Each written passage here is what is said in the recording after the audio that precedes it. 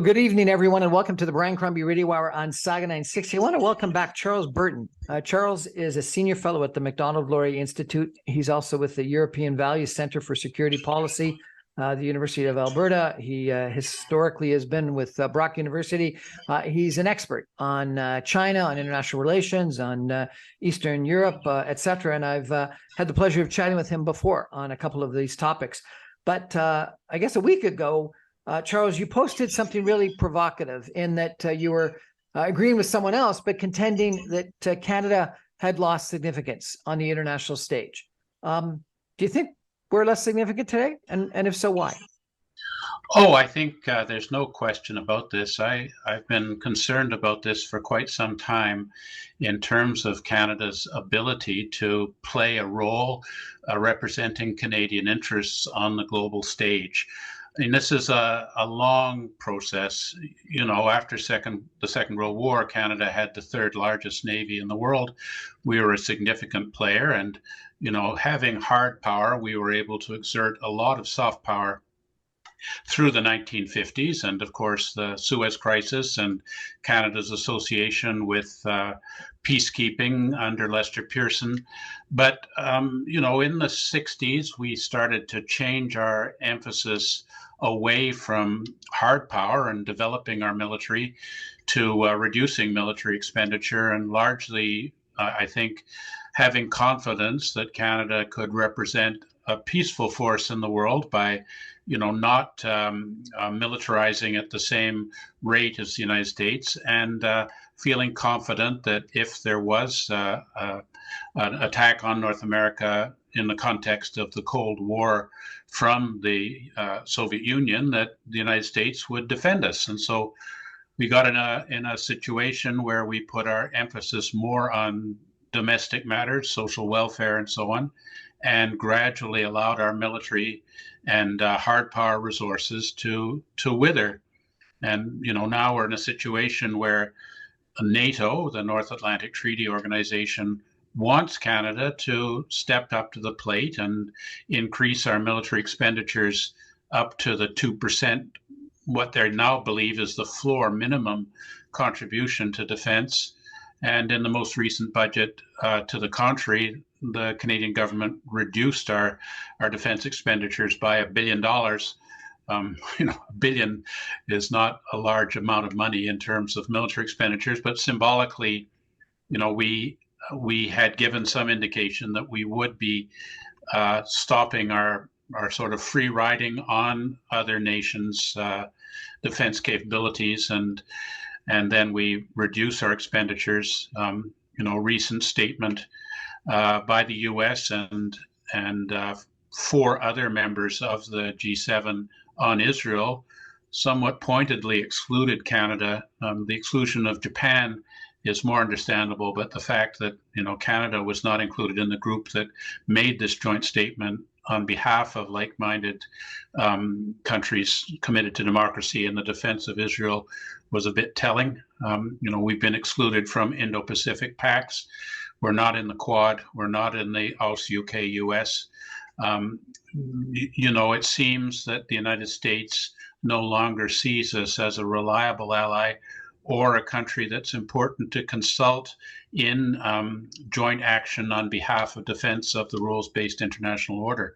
So, you know, this is a very challenging situation.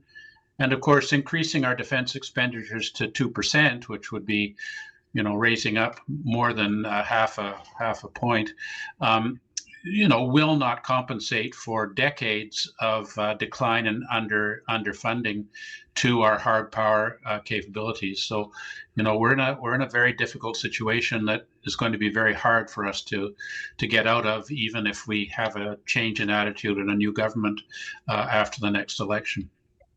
If we don't have hard power, do we have soft power? I was this past weekend at my Harvard Business School reunion in Boston, Massachusetts, and I was sitting at a table arguing about geopolitics, and I said something to the effect of, well, you know, in the G7 we say, and they laughed and said, Canada's in the G7? I thought you were like in the G18.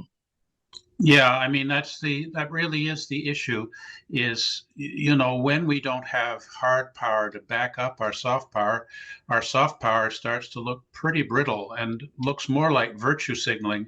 The idea that Canada can speak with authority on global issues when we're not able to come to the plate and participate in military exercises to the extent that other countries, I mean, smaller countries like Australia are able to do is really turning us into something of a laughingstock, I think, internationally, as we try and pretend that we have authority and that nations of the world look up to us as an example to follow. But in fact, I think Canada is now seen as a weak nation that lacks the commitment to the values that maintain peace and justice and prosperity in the world, simply because we have stepped away. We're no longer anywhere important in terms of peacekeeping. For example, even though many Canadians may think that Canada maintains an important role in peacekeeping, we just don't have the resources to do very much to follow up on our commitment to that noble venture.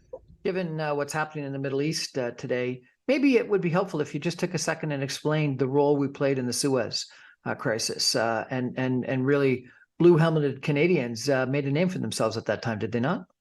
Yes, I mean the Suez crisis was about control of the Suez Canal, and Britain and Israel and France got together with a view to trying to foment an incident that would allow for a restoration of British control of that important waterway away from the Egyptians that were considered an increasingly unstable force in the context of the time. I mean, this is 1956. So, the idea of peacekeeping was not actually completely a Canadian idea, but Lester Pearson was our Minister of External Affairs at the time and coordinated through the United Nations the idea of these blue helmets.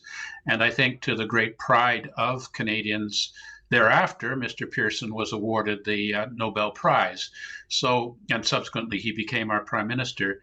So I think that there has been an association of Canada with the idea of trying to maintain peace between the Soviet Union and the United States, and to be an example in that time to the powers that were rapidly decolonizing from domination by Britain and France, and seeking their own independent path, facing the possible challenge of being inveigled to joining in the Soviet Union's communist Warsaw Pact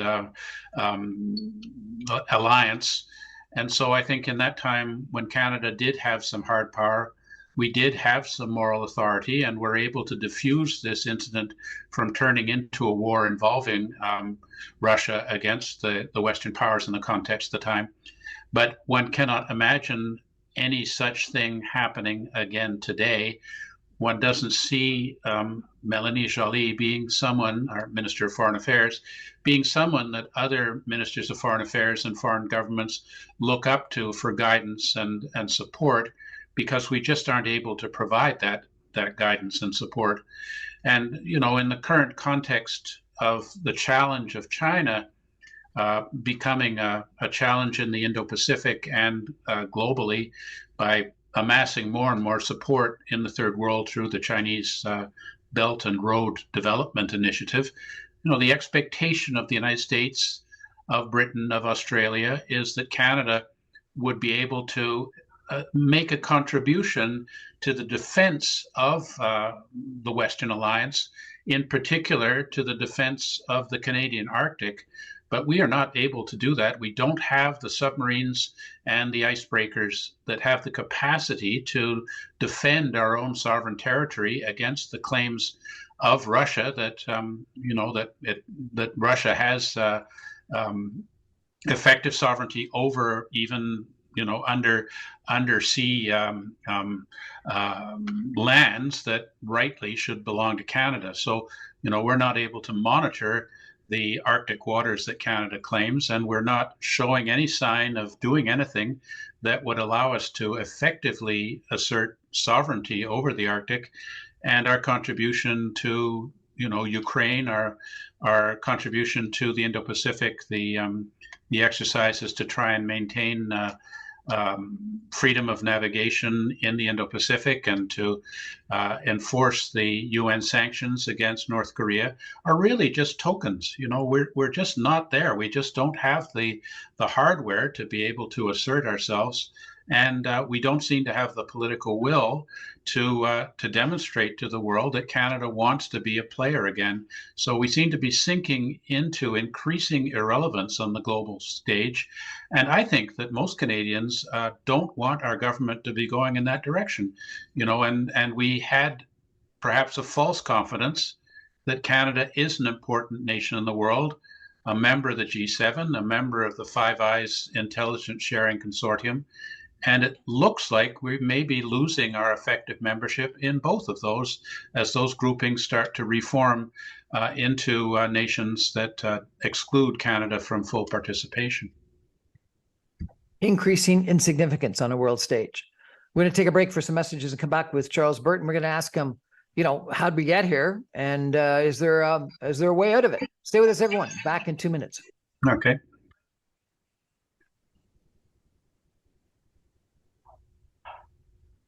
Good evening, everyone, and welcome back to the Brian Crombie Radio Hour on Saga 960. My guest tonight is Charles Burton. He's a senior member of the Macdonald-Laurier Institute. He's a expert on China. He's an expert on foreign affairs. He's someone that's been an individual that I've really enjoyed chatting with on Chinese issues, on South Asia issues, on Eastern Europe, on security issues. And so I welcome him back again today. And specifically, he wrote a piece about Canada losing significance internationally. Mr. Burton, how did it get this way? Is this something that's only happened recently under the current government, or is this something that's been happening over time? My sense is ever since 1989 and the fall of the Berlin Wall, with both liberal and conservative governments, we've been decreasing our investment in defense spending. And I remember, people ordering helicopters and then other people unordering helicopters and boats and unordering boats and submarines and unordering. So like there's seems to be a back and forth, and jets seems to be something that we've been arguing about for like 20 years, isn't it? Oh, I think more than 20 years. I mean, Pierre Trudeau was dedicated to the idea of peace and denuclearization. And at the end of his prime ministership, Mr. Trudeau went on a tour of nations promoting peace. This was, not regarded as being a particularly productive exercise, but at least that was his symbolic function. And we had considerable reorganization of our armed forces in 1968 that I think were quite demoralizing for the military. But as you say, yes, I mean, there was this idea that in 1989 that was the end of history and that the Cold War was over and we could all relax and turn our weapons into plowshares and focus on domestic matters of making Canada a more humane and prosperous society. And of course, rapidly we learned that peace was not breaking out everywhere after 1989, and that subsequently our confidence that China would turn into a responsible stakeholder in global affairs did not come to pass. Quite the opposite. And the idea that Russia would become a democratic member, let's bear in mind that for a brief period, it was the G8, including Vladimir Putin, who was seen as a democratizing figure that could lead to a transition of Russia into a liberal democratic nation after the malaise of communism under Brezhnev and so on. And the world changed, but Canada doesn't seem to have seen it necessary for our government to learn from other nations in terms of serious military expenditure. And when we had the reduction of government expenditure under Mr. Chrétien and Mr. Martin, as has been the case, and every time when we've felt that we have to reduce budgets, defense has gone first. And so now we're in a situation where really, our military is demoralized. We don't have enough attraction to people to join the military. The salaries are low. Our stock is aging. I mean, let's bear in mind that we bought, used equipment from Britain and Australia. And when the Chinese were sending a surveillance balloon across Canada, we weren't able to shoot it down. We had to call upon the United States to send a jet that had the capability to engage that balloon at the high altitudes that it was in. So, I mean, we weren't able even to defend our own territory from a foreign incursion. So, I mean, all of these things start to add up, and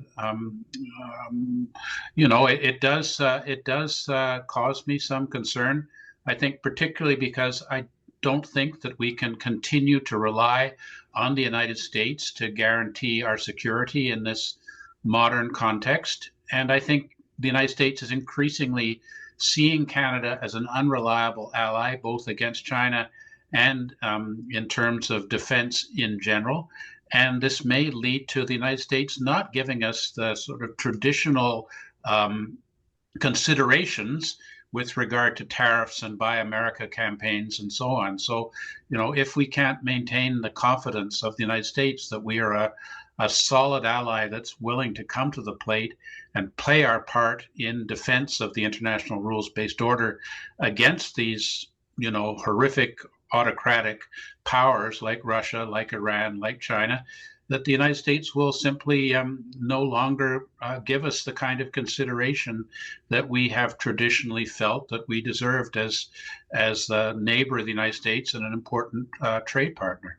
Is this, Charles, a soft power, economic power issue or a hard power, military power issue? The reports come out that Canadian productivity is 30% lower than U.S. productivity, that our gross personal disposable income is, a fraction of what it is in the United States, or obviously, 1/10 or even less the size of the United States. So we're not a large economic power. And the joke about that, we're not part of the G7. We aren't the 7th largest economy in the world. We're far from that. And if we had that economic power, would you not be complaining? Or is it a military power issue? Post 1989, I think most people thought that we weren't going to have military issues going forward. No one other than maybe you and Marcus Kolga was expecting, Russia and China to be where they are today as far as adversaries. So, what is it? Well, I think, unlike a lot of countries, including Australia, that was occupied by the Japanese in the war, we've never experienced foreign occupation. And so we really can't imagine that that's possible. But, if you're in Eastern Europe or in the Middle East, you know that this kind of thing can happen, and that there can be proxies sponsored by superpowers that can cause terrible conflict and suffering for your people, and you have to be able to defend your nation against it. I think that's why there's such strong support for Ukraine in Eastern Europe, because they're concerned if Russia succeeds in annexing the Ukraine into a new Russian empire, will Moldova be next? Could it go out into the Balkans? What about Slovakia being the only barrier between Ukraine and Czechia? There's all sorts of concerns like that. So I think that that's part of it. And I think that the other stuff that you're mentioning, are very distressing. Low productivity worries me. It does seem to be a sign of general malaise, and also our loss of our national spirit as we seek to challenge our own history and take down the statues of our national heroes and define our history as in negative terms, instead of seeing it as a beacon for justice and freedom in the world that people have moved to, and a nation that has taken steps to overcome the great injustices done to Aboriginals and people of color in our history. It just seems that we want to eat ourselves up and eliminate our sense of national unity and spirit by these actions to cancel the people that that built this country into the great country it is. So I think that these things you bring up are all of a piece. Our unwillingness to face global realities, our lack of economic vitality, and our losing our sense of ourselves for what we are, which is a great nation based on a great history that has a wonderful judicial system and is open to people of all backgrounds and religions and nationalities in our Canadian family. You know, we have so much to be proud of, and it seems that we just don't want to celebrate what we are anymore.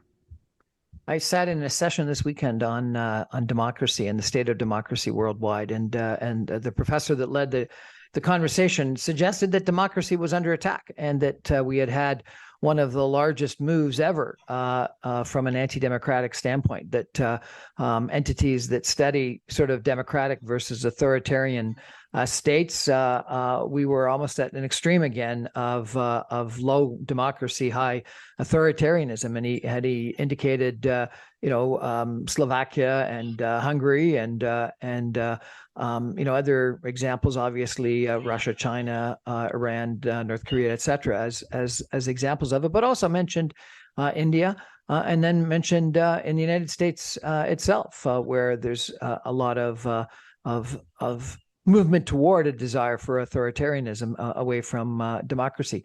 And he went on to suggest that in the Weimar Republic in the 1930s in Germany, there were a lot of business people. There were a lot of people that sat back and allowed authoritarianism to grow. And in fact, for a while, even saw it as potentially economically beneficial because of the reparations that they were paying to France, et cetera. And he worried that many of us today worldwide were sitting back maybe a little too long. What do you think of that argument? I am concerned about our parliamentary democracy and the increasing authority of the office of the Prime Minister. You know, we've seen some indications, for example, that the RCMP could not pursue criminal charges with regard to the SNC-Lavalin crisis of a while back, because the government center would not release secret documents that could have assisted that investigation. And today I was reading two reports of parliamentary committees that have been sent to the government. One which was sent out in May by the Common Special Committee on Canada-China Relations, which I've spoken at myself and is a special interest of mine. That report made 34 recommendations back in May. The response by the government came out last month. It's pretty clear that the government is not going to be doing anything about any of the 34 recommendations of a parliamentary commission. They say they virtue signal and express support, but when it comes down to it, these 34 recommendations were carefully considered by hundreds of hours of hearings involving parliamentarians, and they produced a report that is a consensus of all of the political parties in the Common Special Committee on Canada-China Relations. My expectation would be that in a democracy, the government would feel obliged to respond to that as the will of Canadians. But I'm not confident that we're going to see those 34 recommendations implemented, because the government just wants to go its own way.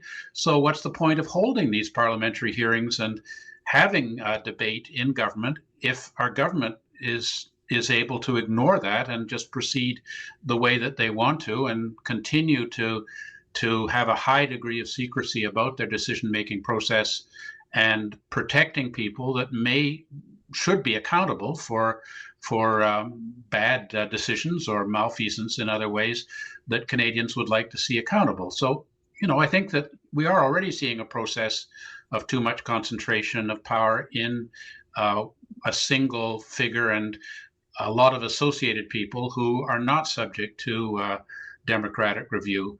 So, from that point of view, we're being authoritarian ourselves. I think that this is an increasing tendency. I think there was much more openness and frankness in that earlier period in the 60s when, question period in the House of Commons was actually real questions and they got real answers. Nowadays, it just seems to be a sham to perform for the cameras and make ideological political points. But, Canadians like you and me suffer as a consequence of this. You've used a term a few times I haven't heard before. I wonder if you could explain it. Virtue signaling. What's virtue signaling?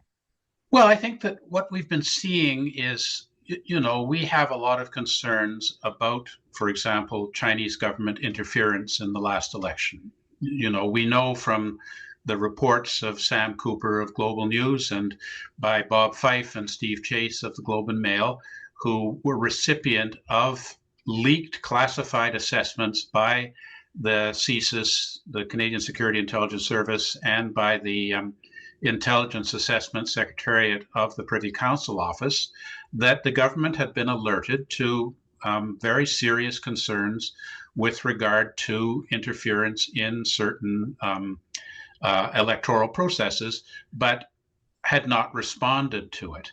So, from that point of view, I think that we would like to get to the bottom of it. But the government, while appointing someone to review this matter and expressing concern, they're always saying, foreign interference in our democratic institutions is completely unacceptable. When it comes down to it, it doesn't look as if the people who were responsible for this kind of illegal activity, in other words, the people inside our electoral system, people in parliamentary offices or even members of parliament themselves, who may have made some very severe errors of judgment in receiving benefits from a foreign state, are not being made accountable, and the government is consistently not prepared to release the documentation that would allow us to know who knew what, when, and why they didn't respond. And so, we have these parliamentary hearings, and every time it gets to an interesting question, the representative of a cabinet minister or a senior civil servant will say, "I'm very sorry, I can't tell you because that's classified." So, we have you may remember the Winnipeg Labs affair, where two scientists were fraud marked out of that lab by the RCMP, never charged with any crime. We were simply told that they had engaged in some matters relating to security of that institution, which dealt with virus research, that had contacts with the Wuhan lab that we believe may have been responsible for the coronavirus, that for reasons that are inexplicable had allowed people who were members of the People's Liberation Army of China to work in the lab. We know about all these things, but we still have not got any information on exactly what happened and who allowed this terrible situation to occur. And in fact, the two scientists that were forced to leave the lab for reasons that have not been explained to us subsequently returned to China, where they're out of our reach to find out the truth. Well, I think in a democratic country, the people would know more about it. And if this was the United States, I think this matter would have been cleared up a long time ago, and the people that were responsible may have been made accountable in law, or at least removed from their posts. But, we had a situation where the senior official responsible for the lab in the government was subject to censure in Parliament by the Speaker for refusing to turn over documents. But that's it. The man has now moved into another senior civil service position.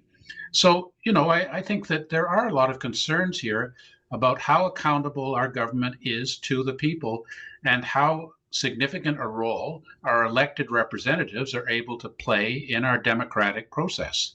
And I think that, today members of parliament are essentially nobodies, because the decision making is really being made by people that most of us don't know who they are, because they work in the Prime Minister's office, not in the halls of Parliament.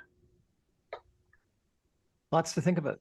We're going to take a break for some messages and come back with Charles Burton. And I'm going to ask him about an article that he's published recently, just recently, about the Han Chinese master race. Interesting topic. Stay with us, everyone. Back in 2 minutes.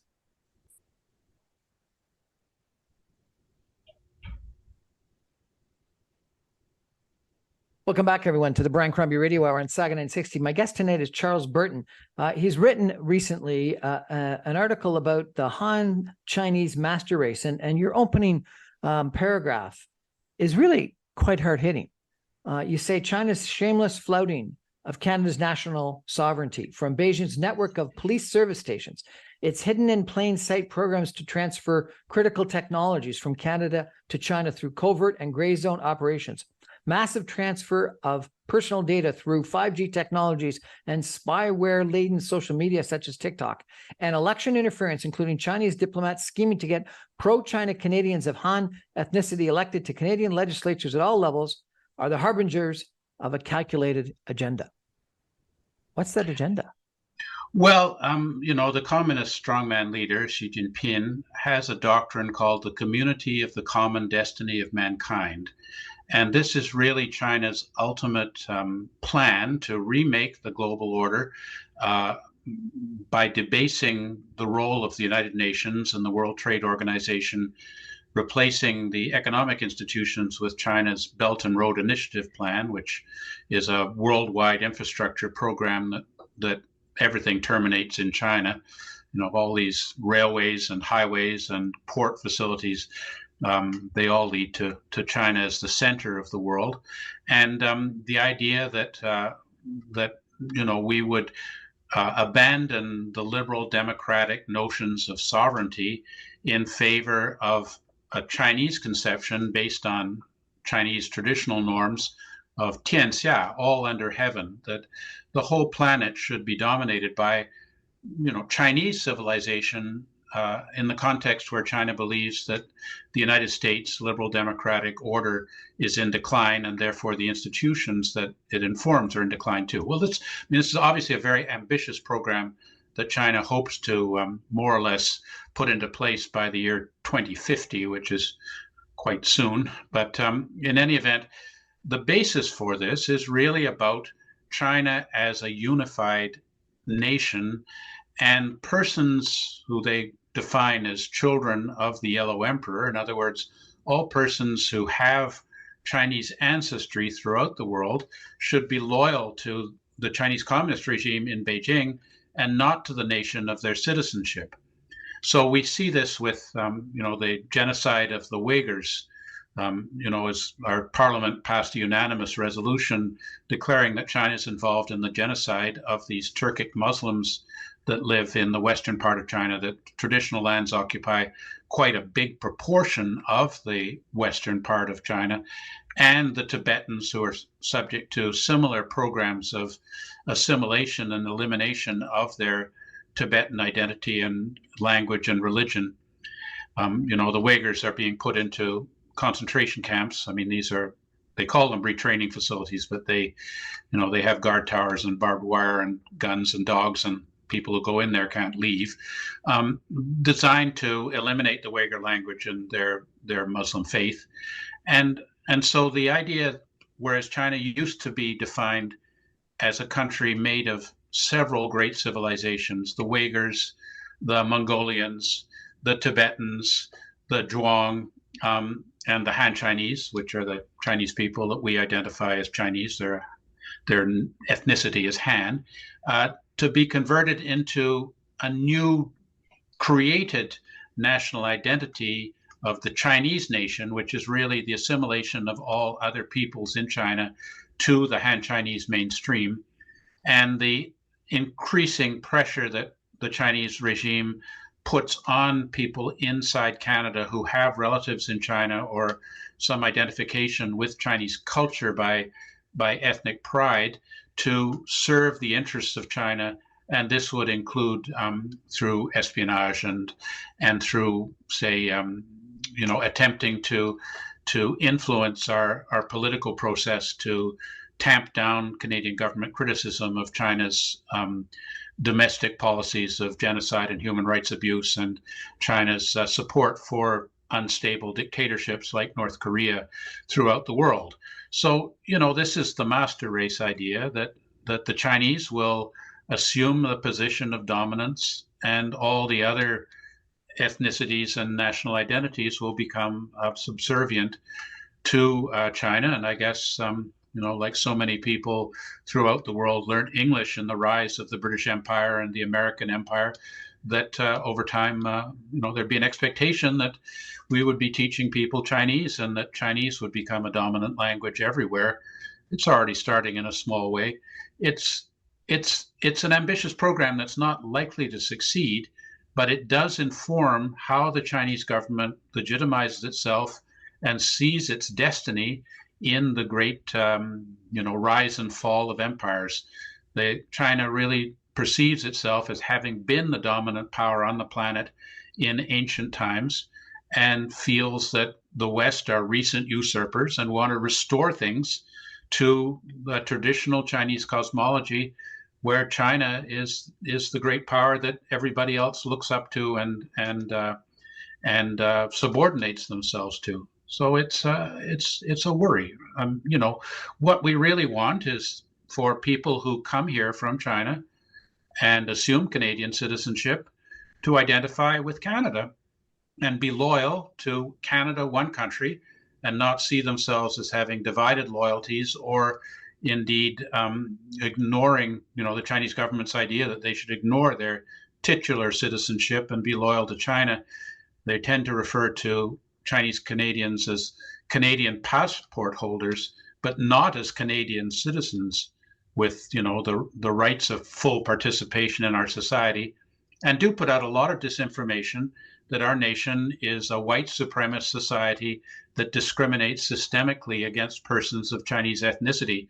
Well, this is a pretty hard argument to make when the mayor of Toronto is a loyal Canadian of Chinese ethnicity. We've had a governor general who's Chinese, and the Conservative Party's foreign affairs critic is half Chinese ethnicity through his father. But that's the line that's taken, is that Canada's a racist country and that the Chinese should be a sort of fifth column in trying to assert the interests of China out of Beijing in our nation. I didn't realize that was a belief that was spread in China. Oh yeah, and in Chinese language media in Canada is a big concern. And how in Canada can we censor, media that puts out disinformation to people that causes them to feel that they are not fully Canadian in our society, whereas I think, nearly everybody in our country believes that a Canadian is a Canadian is a Canadian and welcomes people from China to join our Canadian family as citizens and participate fully in our Canadian democracy.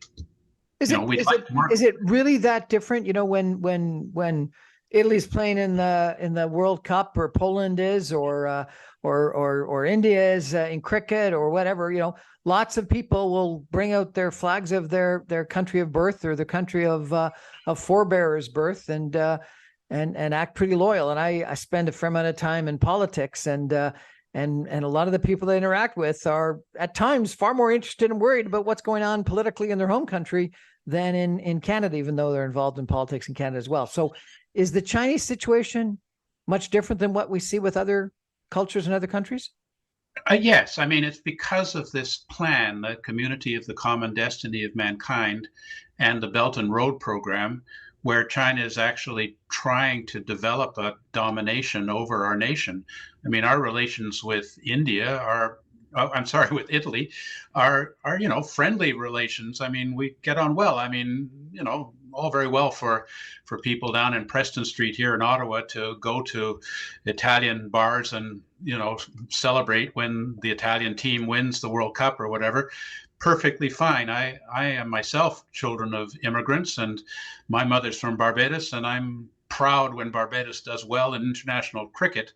But, Barbados does not pose a threat to Canadian sovereignty and security, and Italy doesn't either. But with China, we have something that's quite qualitatively different. And it's terrible for people of Chinese ethnicity here in Canada, the vast, vast majority of whom are loyal Canadians, to be, defined by the Chinese regime as potentially supporting a foreign government against the government that they have chosen to come and support by immigrating to our country. I was really quite impressed by some of your history in the article. One of the surprising paragraphs that you had was in regards to the Chinese reaction to Khrushchev, and that he was a traitor in criticizing Stalin. Tell me a little bit, if you could, of this history in China that gives you the sense that they really have these desires for this new Chinese order. Well, I think, in terms of Stalin, China still supports Stalin. It's Engels, Marx, Engels, Lenin, and Stalin are still considered the sort of founders of the ideology that the Chinese Communist Party supports. So you'll see pictures of Mr. Stalin still on the walls of Communist Party offices in China.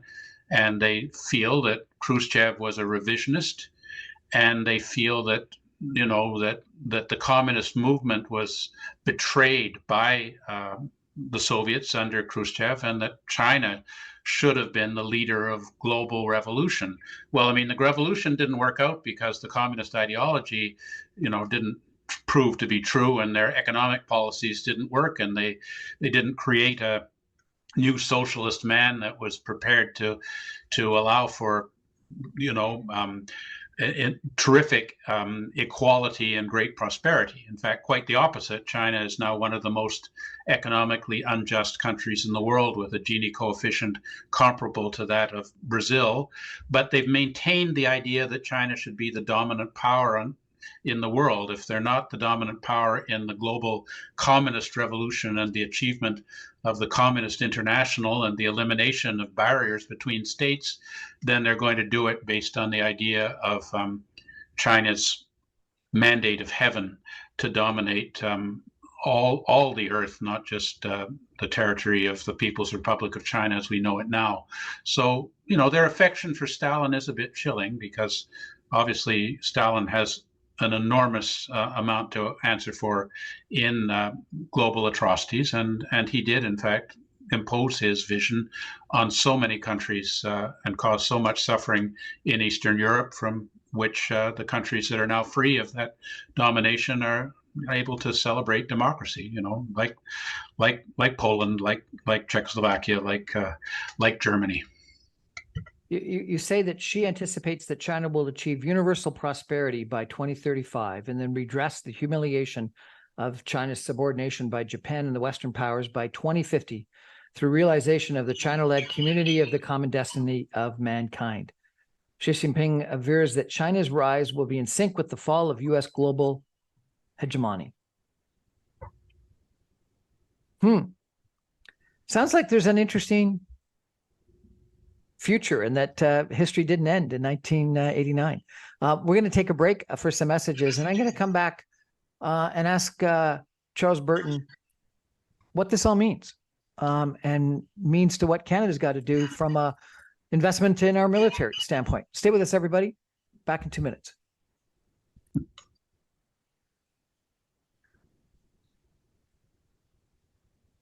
Welcome back, everyone, to the Brian Crombie Radio Hour on Saga 960. I'm chatting tonight with Charles Burton of the Macdonald-Laurier Institute, an expert on China, international foreign relations, Eastern Europe, etc. And we've been talking about has Canada become insignificant in the world stage, and we've also been talking about China's ambitions.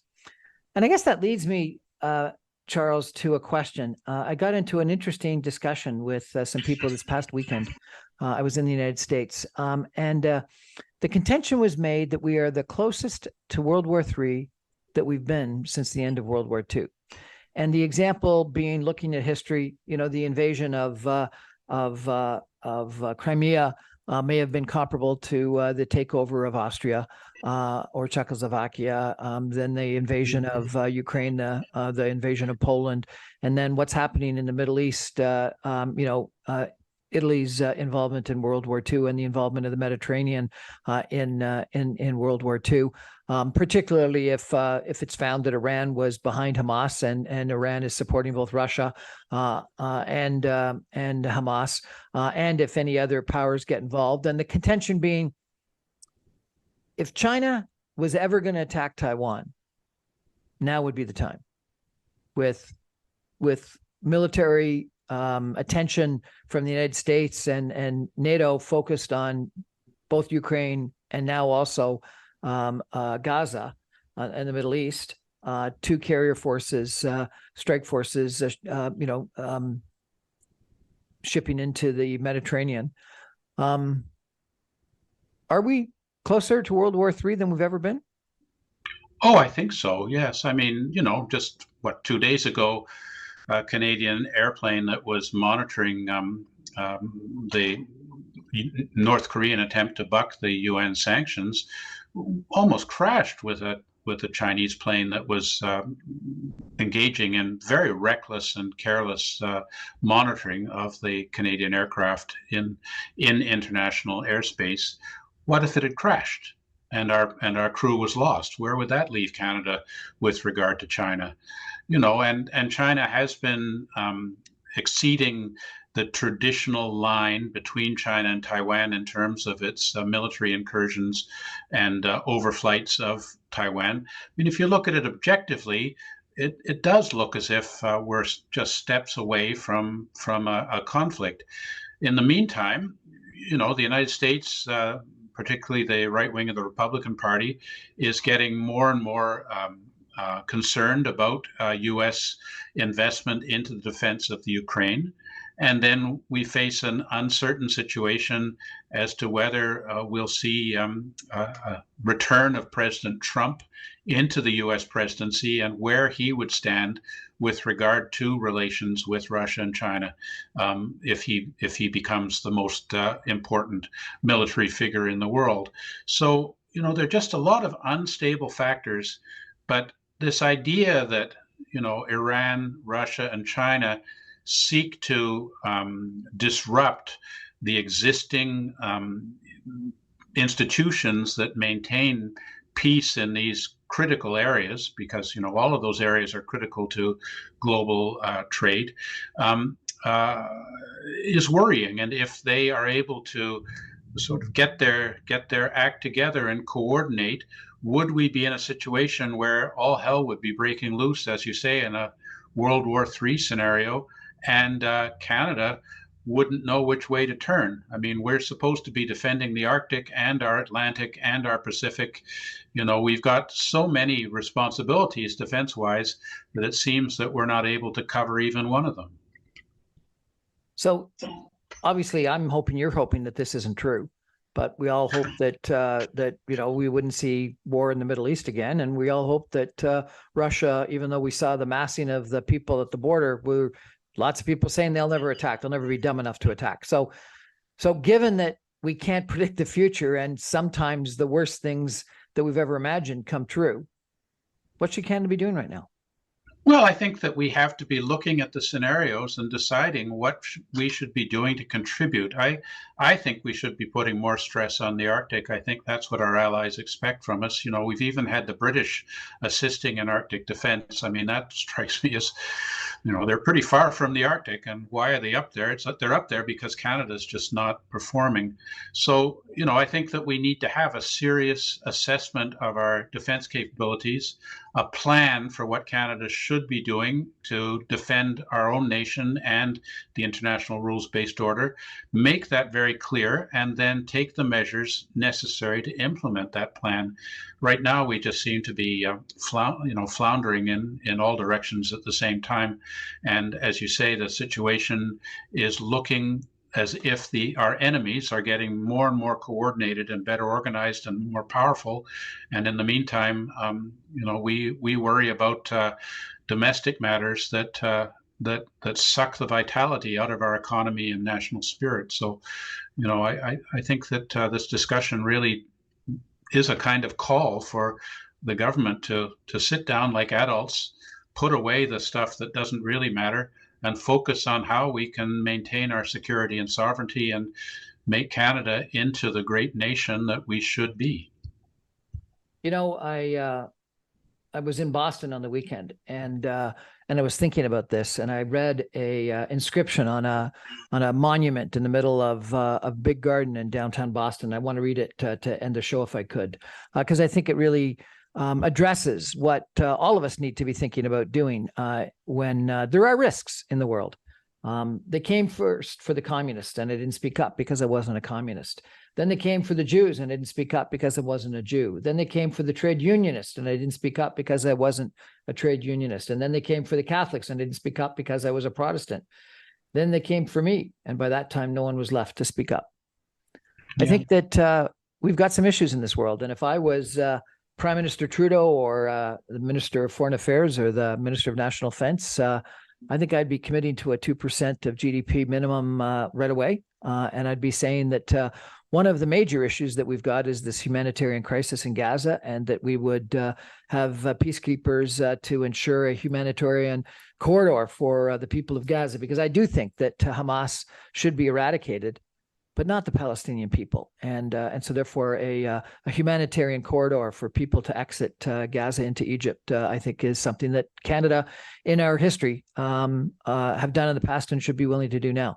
But the only way we can do that is with a commitment of a substantial amount of money. Anyway, Charles Burton, thank you so much for joining us tonight. It's been a great pleasure. I mean, what you're talking about is really what Canadians want to see, and that's the Canadian way. It's currently 8:55 p.m. That's our show for tonight, everybody.